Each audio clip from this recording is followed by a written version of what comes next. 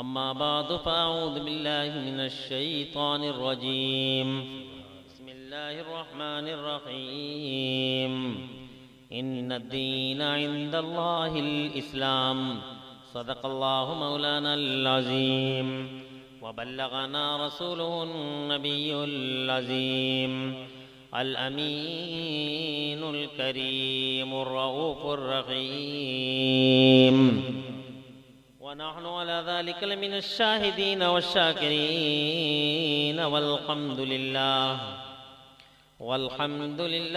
रब्बिल आलमीन। गौसे आज़म बमने बेसर सामा मददे क़िबले दी मददे काबे ईमा मददे बगिरदा बे बला उफ्ताद कश्ती मदद कुन या मुईन दीन चिश्ती क़ादरियम नारे या गौसे आज़म मीज़नम दमज़े शेख अहमद रज़ा खां क़ुतुब आलम मीज़नम क़ादरियम नारे या गौसे आज़म मीज़नम दमज़े मुर्शिद मुत्तकी मुफ्ती आज़म मीज़नम रहमते दो आलम नूर मुजस्सम फ़ख्रे आलम फ़ख्रे आदम व बनी आदम हुज़ूर अहमद मुज्तबा प्यारे मोहम्मद मुस्तफ़ा सल्लल्लाहु ताला अलैहि वसल्लम के दरबार गौहरवार में हदिया दरूद सलाम नज़र कर लें। पढ़ लीजिए अल्लाहुम्मा सल्ली अला सय्यदना मौलाना मुहम्मदिन व अला आलि सय्यदना मौलाना मुहम्मदिन मादनिल जूदि वल करम मंबइल इल्मी वल हिल्मी वल हिकम सलातन व सलामन अलैका या रसूलल्लाह सल्लल्लाहु ताला अलैहि व अला आलिहि वसल्लम। इसका इको कम करो, इको कम करो। मुझसे पहले आप हजरात ने हमारी जमात के नहायती बावकार मुस्तनद मोतमद खतीब, हिंदुस्तान के शोहरा आफा खतीब, मुफक्किर इस्लाम नाबग़े रोज़गार हज़रत क़िबला व काबा अल्लामा मौलाना मुफ्ती सैयद मुक़ीमुर रहमान साहब क़िबला दामतिल्लहुल आली से अछूते जामे अंदाज में बहुत ही रूह परवर कैफावर तकरीर पर तनवीर समात फरमाई। हक़ खिताब हजरत ने अदा कर दिया और इन्हीं की तकरीरें पुर तनवीर पर जलसा बिफज़लिही ताला कामयाब हो गया और तकरीर करने का हक़ इन्हें हासिल है। पूरे हिंदुस्तान में इस इलाके का नाम हज़रत क़िबला ने रोशन फरमाया।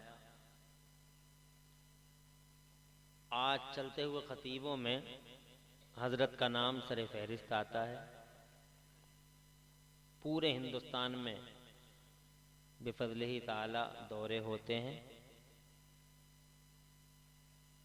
और अल्लाह ताला ने मैदान तदरीस से मैदान खिताबत तक यद तूला अता फरमाया है। हज़रत को बहुत जामे तकरीर आपने हज़रत क़िबला की सुनी, उसी पे अमल हो जाए तो इंशाअल्लाह बेड़ा पार हो जाए। बड़ी बड़ी कामयाब नात शरीफ मंजूमात आप हज़रात ने शुअराए ज़वील एहतराम से समात फरमाई। नसीम साहब ने अभी बहुत अच्छा कलाम सुनाया और हमारे भाई मौलाना शकील फैज़ी साहब, कारी शकील फैज़ी साहब, जो बहुत ही मशहूर नातख़्वां हैं, शायर हैं और यूँ कहिए कि ताजदार तरन्नुम हैं, दिलबगर हैं। हाँ माशाअल्लाह, मंजूमात में आप हजरात को महजूज़ किया और हमारी इस मस्जिद के बावकार बाबरकत खतीब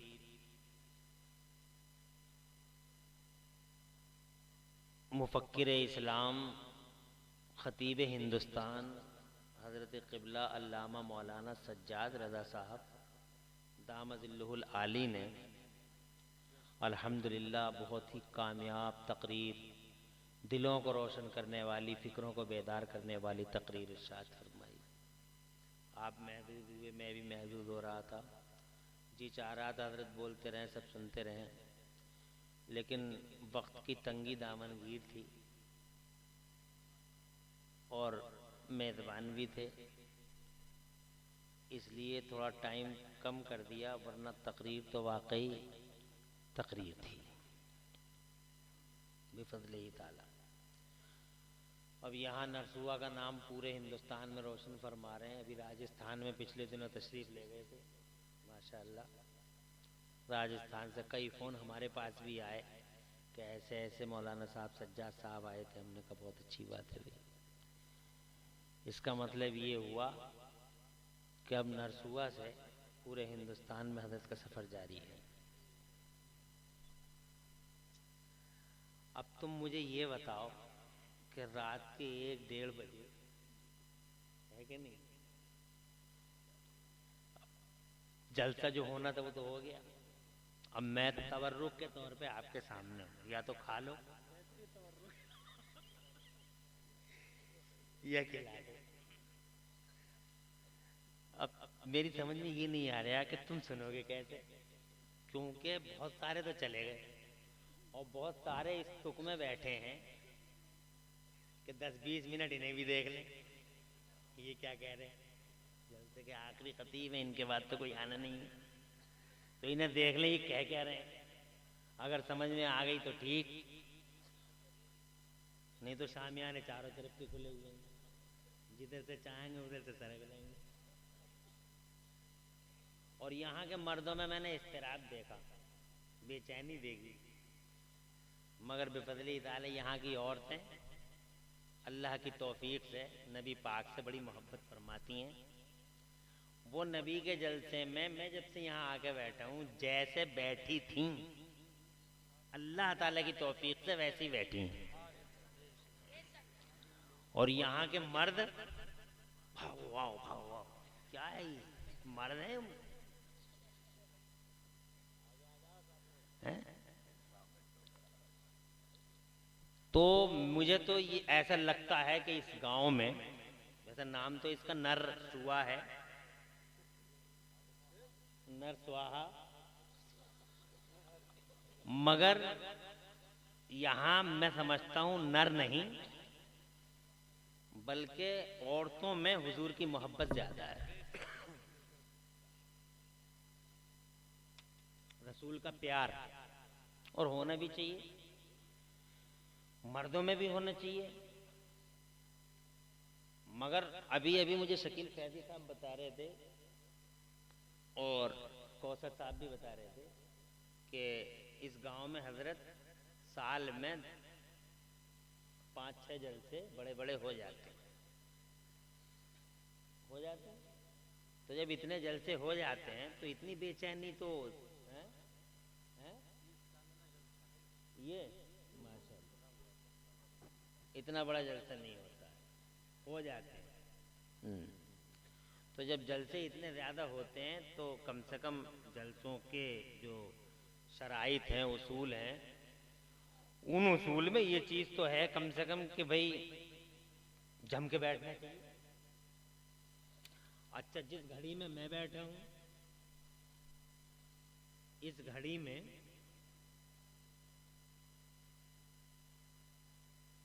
दुआओं की कबूलियत की एक साथ आती है। अल्लाह के नबी सल्लल्लाहु अलैहि वसल्लम से किसी सहाबी ने पूछा था, या रसूल अल्लाह दुआएं कब कबूल होती हैं? तो अल्लाह के नबी सल्लल्लाहु अलैहि वसल्लम ने इरशाद फरमाया कि दुआएं रात के आखिरी पहर में कबूल होती हैं। तो इसीलिए बैठना चाहिए था कि भाई दुआ करेंगे, पता नहीं किसकी दुआ से किसका बेड़ा पार हो जाए, किसकी आमीन से किसका बेड़ा पार हो जाए। बहरहाल जो चले गए उनसे तो कोई गिला शिकवा हमें है नहीं, चले गए वो चले गए, मगर जो बैठे हैं अभी तक उन्हें मुबारकबाद देते हैं और उनके माँ बाप को भी मुबारकबाद देते हैं जिन्होंने ये सबक आपको दिया कि जलसे में आखिर तक बैठो। आप बैठे रह गए, ये आपकी माँ और आपके बाप की तरबियत का असर है जो उन्होंने बचपन में तुम्हें दिया था।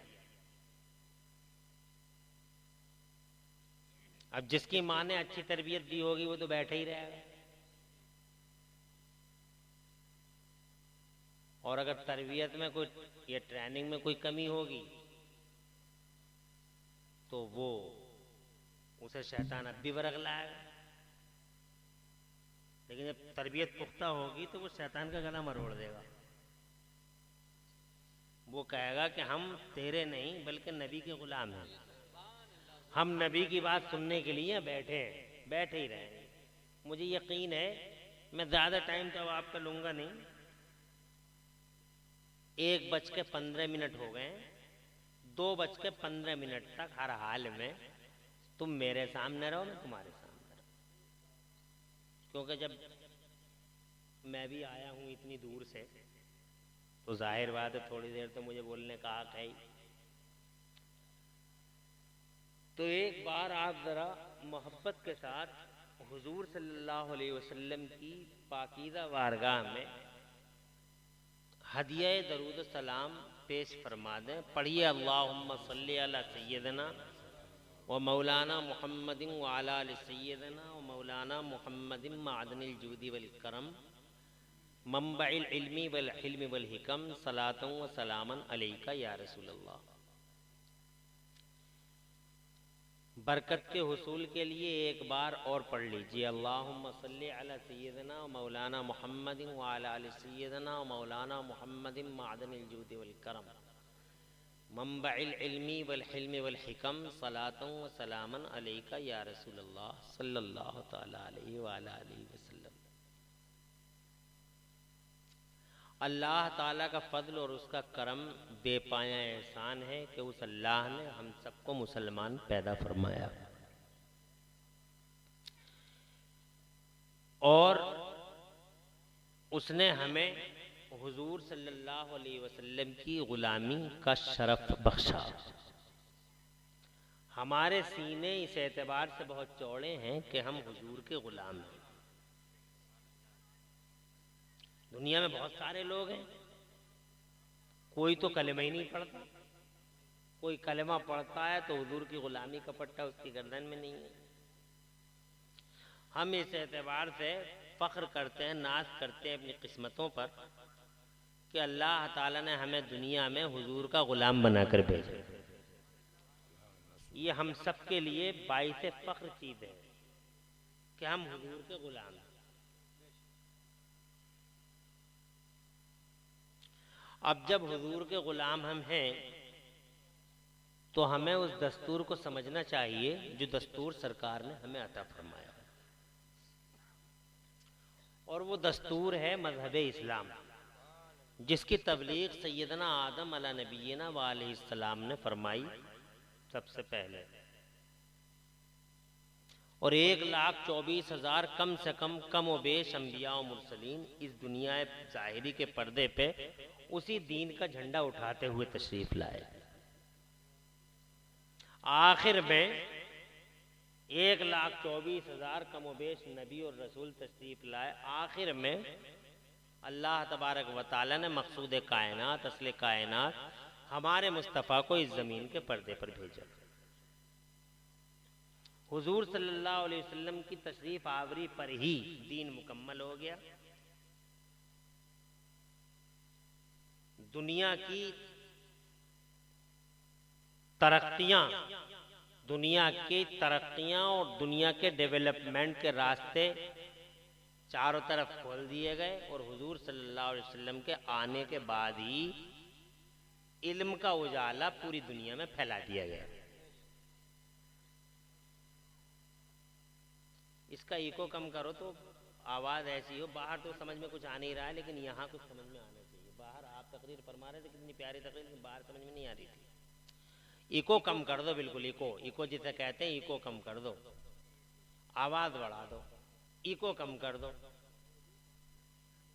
बात समझ में आ रही है उनकी? तो समझ में आएगी बात हम क्या कह रहे हैं। हमने एक बात बड़ी प्यारी बता दी आपको और आपने उसको जो है हल्के में ले लिया। हमने ये बताया कि हुजूर सल्लल्लाहु अलैहि वसल्लम के आते ही दीन मुकम्मल हो गया और हुजूर सल्लल्लाहु अलैहि वसल्लम की आमद पर पूरी दुनिया में इल्म का उजाला फैला दिया गया। जोर से कहो सुभान अल्लाह। हुजूर सल्लल्लाहु अलैहि वसल्लम से पहले इल्म का उजाला दुनिया में आम नहीं था। इल्म तो था मगर आम नहीं था, कॉमन नहीं था, सबके पास नहीं था। सिर्फ नबियों के पास था या नबियों के खास गुलामों के पास था इल्म।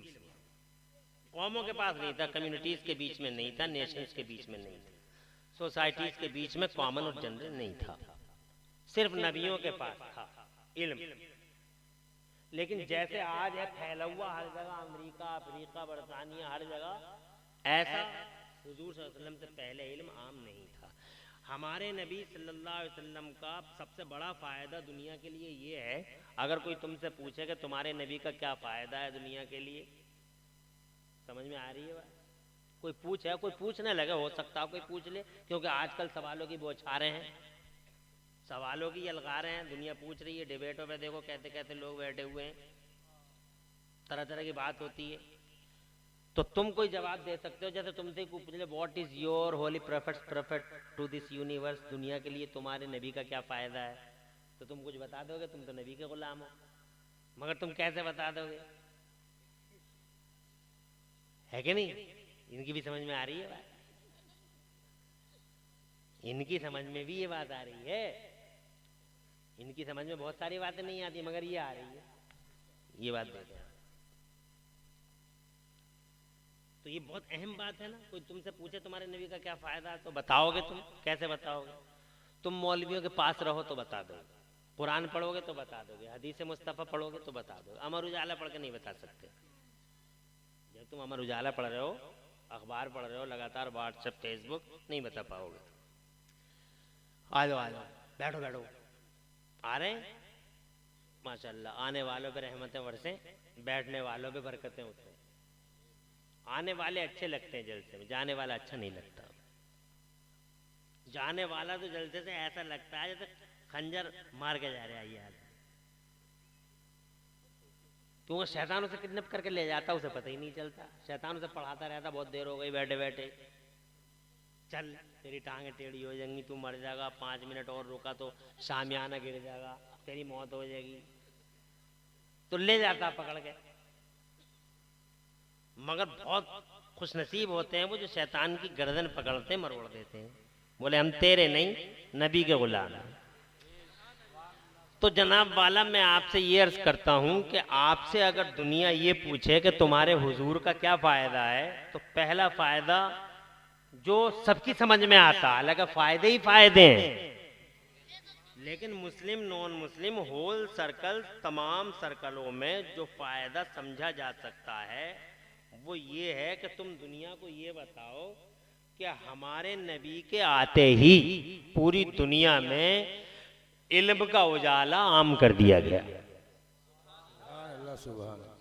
इल्म का उजाला आम कर दिया गया, तभी तरक्की हुई, तभी विकास हुआ। क्योंकि विकास डिपेंड है इल्म पर। इल्म नहीं होगा तो विकास नहीं होगा, इल्म नहीं होगा तो तरक्की नहीं होगी, इल्म नहीं होगा तो आगे नहीं बढ़ सकते। इसीलिए दुनिया हमारे नबी से पहले आगे बढ़ी ही नहीं। हमारे नबी से पहले आगे बढ़ी ही नहीं। एक सुई तक नहीं बना सकी दुनिया। एक सुई तक अगर रिकॉर्ड हो तो लाके दिखाए कोई। किसी ने सुई बनाई हो तो दिखाए, किसी ने जनाब ट्रक और प्लेन और ट्रेन बनाई हो तो बताए। हुजूर से पहले जनाब वाला न खाना आता था, न पीना आता था, न जीना आता था।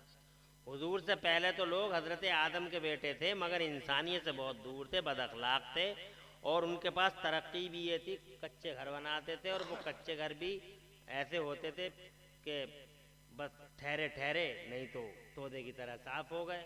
शिकार करते थे तो मैं खाल के भून के खा जाते, तो उनके पास कल्चर नाम की कोई चीज़ ही नहीं थी। ये तहजीब, ये इतिहास है, आप पढ़ेंगे तो।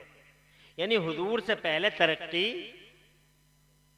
तवज्जो है, ये जितनी भी तरक्की तुम देख रहे हो ये सब अभी 1000 या 1500 साल के बीच की घटना है। अरे मोबाइल कब आया बताओ? अभी तो आया। ये माइक कब आया? अभी तो आया। ये बिजली कब बनी? अभी इन्हीं दिनों में तो बनी। जेम्स वाट जैसा निकम्मा आदमी कोयला देख देख के रेल का इंजन कब बनाता है? इन्हीं दिनों में तो बनाता है। पहले क्यों नहीं बनाया? आज ही क्यों बनाया? ट्रेन आज क्यों बनी? प्लेन आज क्यों बना? मंगल ग्रह पे आज क्यों गए? चांद पे आज जाने की कोशिश क्यों हुई? जनाब वाला मंगल ग्रह पे घर क्यों बना रहे हैं? पहले क्यों नहीं बनाया? हम पहले 2-2 महीने में सफर करते थे तो पता चला मुरादाबाद पहुंचते थे, और अब 2 घंटे लगते हैं और मुरादाबाद आ जाता, आधा घंटा लगता है दिल्ली से लखनऊ आ जाता है। बात समझ रहे हैं? पहले ये तरक्की क्यों नहीं थी? ये सारी तरक्की आज ही हुई। ये बात कुछ समझ में आ रही है तुम्हारी? मैं एक सवाल का जवाब दे रहा हूँ। रात के आखिरी पैर में इस तरह की बातें मुनासिब नहीं है, मगर हुजूर का बयान है। जोर से। तो पहला फायदा दुनिया को ये बताओ, अगर दुनिया तुमसे पूछे कि तुम जिसके गुलाम हो मोहम्मदुर रसूलुल्लाह के, उनका फायदा क्या है? तो उनसे ये कहो कि हमारे नबी के आते ही अल्लाह ने दस्तूर को मुकम्मल फरमा दिया। नबी के आते ही ज़माने में इल्म का उजाला आम कर दिया गया। नबी के आने से पहले ज्ञान आम नहीं था, नबी के आने से पहले इल्म आम नहीं था, नबी के आने से पहले नॉलेज को जनरल नहीं किया गया था। जनाब वाला अल्लाह ने इल्म तो दिया था मगर सिर्फ नबियों को दिया था। हज़रत आदम को अल्लाह ने इल्म दिया था। उस वक़्त में उन्होंने जनाब वाला खेती बाड़ी कर ली, एग्रीकल्चर में एक्सपर्ट थे हज़रत आदम। जब ज़माना जानता भी नहीं था कि खेती बाड़ी क्या होती है, हज़रत नूह को अल्लाह ने इल्म दिया था कि जनाब वाला उन्होंने उस वक़्त में कश्ती बना डाली जब लोग कश्ती बनाने का तसव्वुर भी नहीं करते थे। हज़रत मोहतरम हज़रत दाऊद को देखो, हाई फाई टेक्नोलॉजी के मालिक थे कि जैसा चाहते तो लोहे को मोड़ दिया करते थे। सारे नबियों को अल्लाह ने इल्म दिया था मगर इल्म सारी दुनियाओं में और सारी कम्युनिटीज में आम नहीं किया था, क्योंकि अल्लाह की मर्जी ये थी कि पहले नबी आएगा बाद में इनकलाब आएगा। पहले मोहम्मद बाद में इनकलाब, पहले मोहम्मद बाद में रेवोल्यूशन, पहले मोहम्मद फिर क्रांति, पहले मोहम्मद फिर बाहर। जोर से सुभान अल्लाह। ये वो अहम बात है जिस बात को बहुत पढ़े लिख के भी जनाब वाला हैरानी की नजरों से ही देख सकते हैं, कुछ इसका कोई तोड़ नहीं ला सकते। सुभान अल्लाह। क्योंकि सारी दुनिया को पता है सारा का सारा विकास, सारा का सारा डेवलपमेंट, सारी की सारी तरक्की विद इन 1000 ईयर्स या विद इन 1500 ईयर्स, सिर्फ 1000 या 1500 साल के अंदर सारा विकास हुआ। उससे पहले विकास क्यों नहीं हुआ? इंसान तो बहुत पुराना है। तवज्जो है तुम्हारी? अल्लाह जज़ाए खैर। अरे इंसान तो बहुत पुराना है। ये साइंस वाले बताते हैं जमीन करोड़ों साल की है जनाब वाला। हमारा दीन हमसे बताता है कि तकरीबन 6500 साल पहले दुनिया में हजरत आदम तशरीफ लाए। तकरीबन 6500 साल पहले हजरत आदम आए। आपको पता है, पढ़ा है ना आपने? जन्नत से जमीन पे भेजे गए। अल्लाह का शुक्र है हिंदुस्तान की जमीन पे ही तशरीफ लाए थे जनाब वाला। आए और आने के बाद यहाँ आपको बताया होगा, उलमाए किराम से मालूम है, आए आके रोए, 250 साल रोए तड़पे और अल्लाह से कहते रहे अल्लाह मेरी खता इज्तिहादी को माफ कर दे, अल्लाह मेरी खता इज्तिहादी को माफ कर दे, अल्लाह मेरी खता इज्तिहादी को माफ। 250 साल, 300 साल। फिर अल्लाह ताला ने उनके दिल में एक बात डाली और वो बात ये थी कि दुआ ऐसे मत मांगो बल्कि दुआ ऐसे मांगो। तो जो इल्का फरमाया था अल्लाह ने उनके दिल में, फिर दुआ का रूट वैसे ही बदला। तो फिर दुआ यूं करने लगे, अल्लाहुम्मा इन्नी अस्अलुका बिहक़्क़ि मुहम्मदिन अन तग़फ़िर ली ख़तीयती। मेरे मौला प्यारे मोहम्मद के वसीले से मेरी खता इज्तिहादी को दरगुजर फरमा दे। जैसे ही वो लोगों नबी का नाम आया उनके लबों पे पहली बार रहमत मौला से पयाम मोहब्बत आया। इरशाद फरमाया, ओ आदम कैफ़ा अरफ़्त या आदम मोहम्मदा, ओ आदम तुमने मोहम्मद को कैसे जाना? अभी तो हमने पैदा भी नहीं किया। तो हजरत आदम ने अर्ज किया था, मौला जब तूने मुझे पैदा फरमाया था मेरी नजर अर्शे आदम पे पड़ी थी, तो मैंने अर्शे आदम के पाए पे तेरे नाम के साथ ये पाकीज़ा नाम लिखा हुआ देखा था। मैं समझ गया था बड़ी बरगुज़ीदा ज़ात है। रब ने फरमाया, सदक़्त या आदम, आदम तुम सही कह रहे हो, लौला लमा खलक़्तुका, अगर ये प्यारी ज़ात ना होती तो ये पूरी कायनात ना होती। ये 6,500 साल पहले की घटना है। इंसान को आए हुए तकरीबन 6,500 साल हो गए और जिन्नात उनसे भी पहले आए। हजरत आदम के आने से पहले 60,000 साल तक जिन्न रहे इस दुनिया में। 60,000 साल, कितने? 60,000 ईयर्स, 60,000 साल। हजरत आदम के आने से पहले जिन्नात थे इस दुनिया में, पूरी दुनिया पे उन्हीं का कब्जा था। हजरत आदम से पहले जिन्नात रहते थे, वो जनाब वाला 60,000 साल रहे, 60,000 साल। मगर वो तरक्की वो भी ना कर सके जो तरक्की आज हमने कर ली जनाब वाला। ये देखो हम यहाँ बैठ के नरसुआ की ज़मीन पे बैठ के अमेरिका के यार से बात कर रहे हैं। ये देखो जनाब वाला हम 1 घंटे के अंदर इधर से उधर हो जाते हैं जनाब वाला। ये देखो कि हमारे पास ऐसी ऐसी मशीनें हैं कि हम आंखों पे लगाते हैं और जनाब वाला हमें जनाब आसमान की छोटी छोटी चीजें यहीं से नजर आ जाती हैं। अर्ज करना चाहता हूं मैं जनाब वाला, वो तरक्की वो भी नहीं कर सके जो तरक्की हमने कर ली 60,000 साल पहले। वो हजरत आदम से पहले दुनिया में थे, हमने कर ली तरक्की। अच्छा, लोग कह रहे हैं अमेरिका का कमाल है, लोग कह रहे हैं यूरोप का कमाल है, लोग कह रहे हैं जनाब वाले यहूदियों और ईसाइयों का कमाल है। झूठ बोल रहे हैं, यहूदी भी झूठे, ईसाई भी झूठे। न इस तरक्की के पीछे यहूदियों का कमाल, न ईसाइयों का कमाल। अगर किसी का कमाल है, तवज्जो है, बात समझने की है। अरे तुम्हारी समझ में आ रही है नहीं आ रही?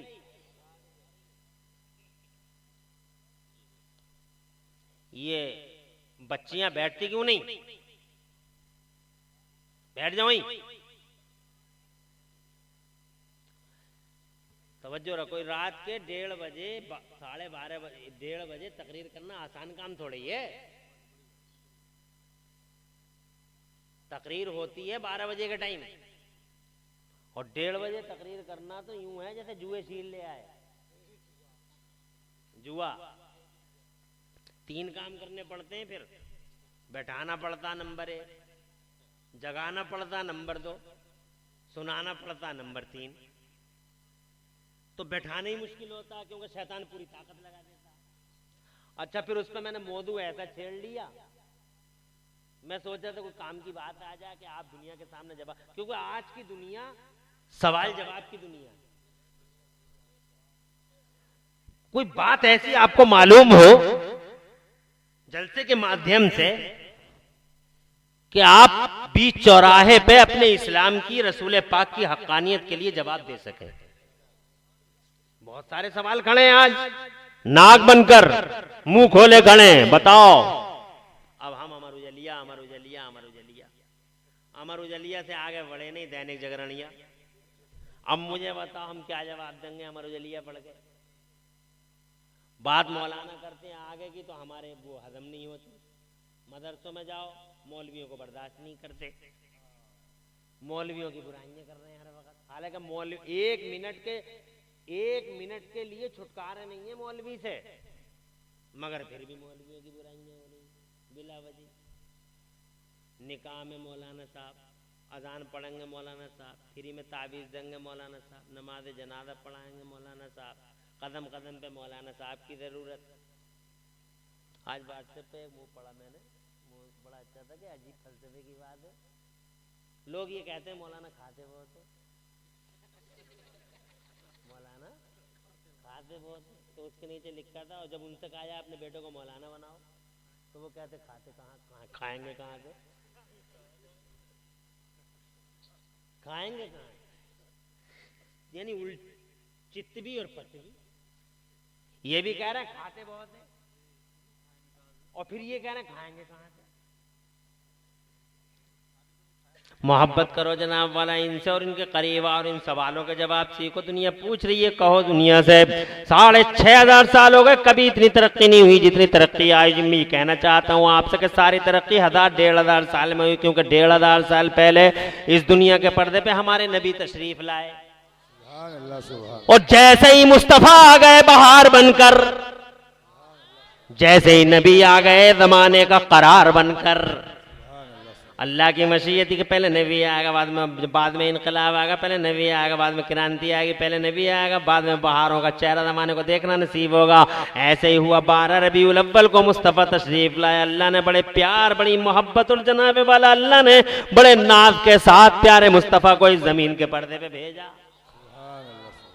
जिस शान से अल्लाह ने उन्हें भेजा, इस शान से अल्लाह ने किसी को नहीं भेजा। जिस दिन वो आए, जोर से जिब्राइल से अल्लाह ने इरशाद फरमाया, ओ जिब्राइल 3 झंडे उठा और एक झंडा जमीन के 0 पॉइंट पे लगा दे, एक झंडा जमीन के एंड पे लगा दे, एक झंडा काबे की छत पे लगा दे, ताकि जमाने को खबर हो जाए कि गली गलियारों पर राज करने वाले नवाबों की नवाबी का दौर रुखसत हो गया। अब वो आ रहा है जिसका राज एक कोने पे नहीं चलेगा, एक खित्ते पे नहीं चलेगा, एक गली गलियारे में नहीं चलेगा, एक मोहल्ले एक शहर में नहीं चलेगा। ये वो मोहम्मद है जिसका राज जमीन के इस कोने से लेकर उस कोने तक अगर किसी का राज चलेगा तो मेरे मोहम्मद का राज चलेगा। ताज मेरे नबी का, राज मेरे नबी का, डंका मेरे नबी का, झंडा मेरे, जोर से बोलो, बरेली वाले आला हजरत इमाम अहले सुन्नत मुजद्दिद दीन व मिल्लत इमाम अहमद रज़ा फाज़िल बरेलवी झूम के बोले, कर्नो बदली रसूलों की होती रही, कर्नो बदली रसूलों की होती रही और चांद बदली का निकला हमारा नबी। जिस शान से अल्लाह ने उन्हें भेजा, उस शान से अल्लाह ने किसी को नहीं भेजा। जनाब वाला नबी आ गए, मुस्तफ़ा जान रहमत आ गए। जनाब वाला हजरत आमिना रदी अल्लाह ताला अन्हा के घर हजरत मोहतरम चरागा हुआ, नूर का तड़का हुआ। हजरत आमिना का बयान है, मैंने शाम के महल्लात तक उस रोशनी में देख ली। जरा जोर से कह दो सुभान अल्लाह। मुस्तफ़ा जान रहमत मक्के से जनाब वाला हजरत हलीमा के घर तक, हजरत हलीमा के घर से मक्का शरीफ तक मुस्तफ़ा जान रहमत परवान चढ़ते रहे। हजरत मोहतरम बहुत बातें, मगर मैं ये कहना चाहता हूँ आपसे कि मुस्तफ़ा जान रहमत मक्का शरीफ आ गए। 6 साल की उम्र में जनाब वाला वालदा का साया भी रुखसत हो गया और फिर चचा के पास रहे, फिर दादा के पास रहे, दादा के बाद से चचा के पास रहे और फिर जनाब वाला जवान हो गए मेरे नबी। जरा जोर से कह दो सुभान अल्लाह। ऐसा जवान कि दुनिया ने जनाब वाला भाई एक जबान कहा कि जवान हमने बहुत देखे मगर मोहम्मद जैसा जवान न देखा। सुभान अल्लाह। और जोर से, नबी जैसा जवान न देखा जनाब वाला। मुस्तफ़ा जान रहमत सल्लम 40 बरस के हो गए। मुस्तफ़ा जान रहमत तो कुरान उतरना शुरू हो गया। जैसे ही कुरान उतरा, कुरान पढ़ा करो कभी, आज हम कुरान नहीं पढ़ते। अमर उजलिया हर वक्त पीछे पड़ गए इन अखबारों, रसिए हो गए। क्रिकेट का पेज उसके हाथ में, गांव का पेज उसके हाथ में, जनाब वाला रंग उसके हाथ में, फला रंग उसके हाथ में, फला पेज उसके हाथ में और इसी में मरे पड़े हैं। कुरान पढ़ो, ये हमारी जमीन है, कुरान हमारा बेस है, कुरान हमारी बुनियाद है। और इतना आसान है, आप तो कह देते हो कि कुरान हम तो पढ़े नहीं भाई, हम तो पढ़े नहीं। बहुत सारे लोग कह देते हैं 40 साल के हो गए, 50 साल के हो गए। इस्लामी मुआशरा है तो पहले ये भी तालीम सीखो। 60 साल का हो गया तो कह रहा हम तो जाहिल रह गए, हम तो जाहिल रह गए। मौलाना साहब हम तो जाहिल रह गए, मौलाना साहब हम तो कुबड्ड रह गए। नसीम भाई अभी आपका नंबर फिर आने वाला। हाँ मेरे बाद हाँ सलाम होगा तो जाहिर बात है उनका नंबर फिर आ। तो बहुत सारे लोग कह देते हैं हम तो जाहिल रह गए, कुबड्ड रह गए। हमारे मुरादाबाद में कुबड्ड रह गए। अबे तू कुबड्ड कैसे रह गया? अभी तू मरा नहीं, तेरा जनाजा नहीं सजा, तेरे चने नहीं पड़े गए, तेरा तीजा 10वां 40वां नहीं हुआ, तू कुबड्ड जाहिल कैसे रह गया? तू अभी जिंदा है, तू चाहे तो आज पढ़ ले, but you have no mind. ऐसी सोच ही नहीं है पढ़ने की। अरे कुरान तो इतना इजी है, इतना आसान है, इतना आसान है। दुनिया में कोई किताब इतनी आसान है ही नहीं जितना आसान अल्लाह ने कुरान को उतारा।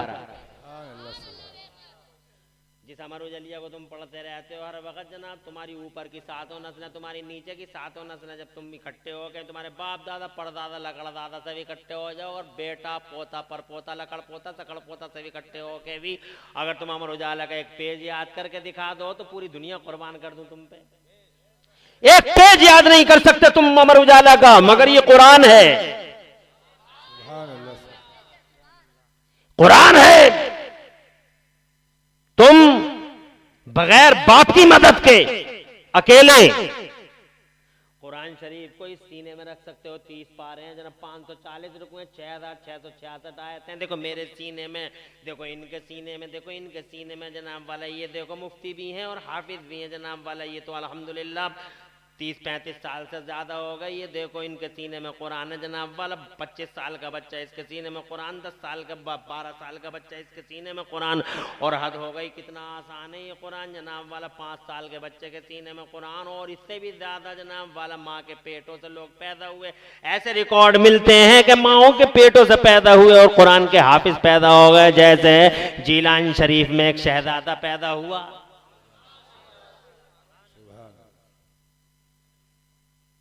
गौसे आलम मीरे मीरा पीरे पीरा शाह जीना गौसे पाक बड़े पीर साहब माँ के पेट से पैदा हुए। 17 पारों के हाफिज कुरान थे। कितना आसान है कुरान।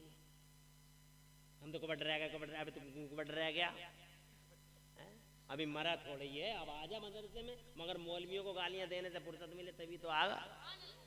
फला मौलवी ने यूं कर दिया, फला मौलवी ने यूं कर दिया, फला मौलवी ने यूं कर दिया। अबे क्या कर दिया मौलवी ने? कौन सी क़यामत आ गई मौलवी से?